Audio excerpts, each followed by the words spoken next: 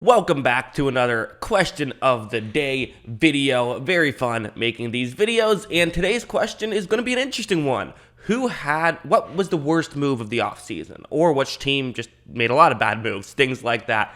That's what we're going to be discussing a lot for today. But the question for tomorrow, I think this could be an interesting question. Who are your dark horse Super Bowl contenders? Put that in the comments section below. Dark horse Super Bowl contenders, and I'll get to that when I make my next question of the day video. But for this question, the teams that made bad moves, let's get into them. I know it's obvious, but the reach on Cole Strange by the Pats. I know Bill probably has big plans for him, but I still don't like the move. That's probably the fairest way to phrase that. It's like, listen, for New England, is there probably going to be, a scenario where like Bill Belichick makes all of us look stupid and makes it work out? Yeah, there's a good chance. There's reason to believe that he knows what he's doing with this kind of stuff. But I still think it's fair to say it's still a reach. It's by definition a reach when the consensus big board had him like 40 picks lower. Like, yeah, you probably could have got him later on, or the reality is he's probably just not as good of a prospect as other guys, but it's Belichick, so he has earned the benefit of the doubt. I think I agree. The great Zachary Stewart in the comments said, I hate the Cowboys offseason. This was their time to go all in before Dak's contract kicks in, trade those first rounders, keep those receivers, fire McCarthy, restructure, etc. Not doing this now means they will again be mediocre, and once Dak's contract kicks in and he is not worth the money, they will continue to be mediocre. Also, now their division and their conference is weak. This is a very interesting point, and you actually look at it like I think that's actually really smart, is go all in now to where like this is Dak Prescott's last year that he's really going to be worth his contract. He's only getting $19 million this year. His cap hit goes up to $49 million next year, which is just crazy. Also, interesting enough, his base salary this year is only $1.6 million. Looking up at the details, like it's all contract, it's all signing bonus this year, which is just another interesting thing.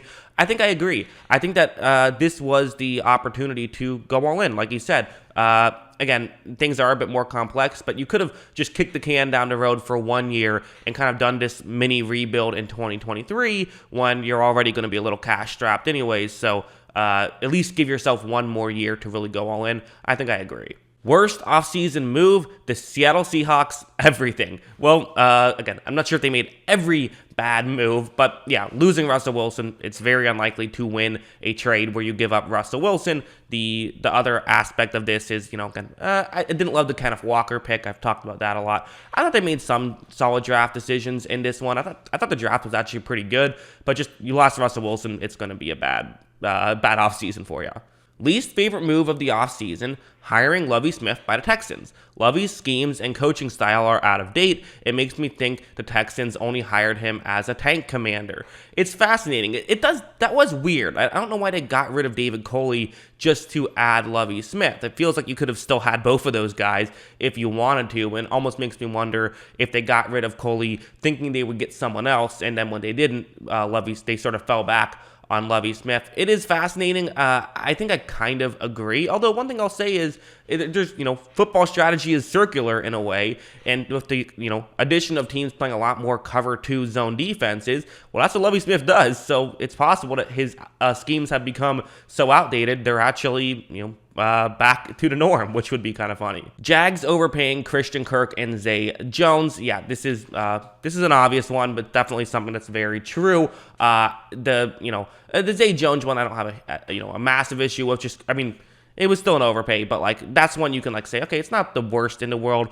But and even Christian Kirk, if you want to say listen, we overpaid for a guy because we need to help out Trevor Lawrence, and that's our main goal. It's better than not helping him out at all. It's better than, Chicago, who didn't help out Justin Fields at all, I suppose you could argue, but they gave Kirk way too much time on this. So by the time, if you do develop Trevor Lawrence, well, at a certain point, you're then going to have to try to be competitive with him, and you'll be paying Christian Kirk. That contract isn't as easy to get out of as some people think it is. So that's another issue, and they just made some overpays in general, so I would agree. Having a hard time saying anything but Trayvon Walker at first overall, yeah, I think that's fair. That's definitely up there as one of the worst moves. Again, Not to say that Trayvon Walker won't work out or anything like that. He's just not the prospect that Aiden Hutchinson is. And he's not the prospect that a lot of guys in this draft class are. It's not, again, I get the idea you're drafting someone not for who they are today, but who they will be years down the road.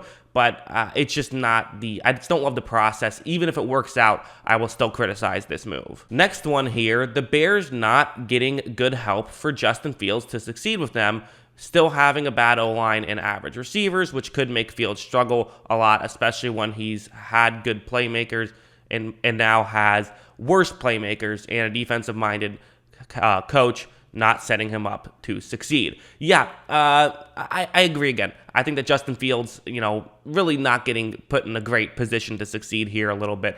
I don't hate their draft necessarily, but what I really hated was they have so much cap space. I would have rather, again, kind of like I said, yes, the Christian Kirk contract isn't great. At least it's better than nothing. The Bears did nothing. So, again, maybe you're damned if you do, damned if you don't. But there were guys they could have gone out and signed, and there still are guys like Julio Jones and Odell Beckham Jr. Maybe they go one of those routes.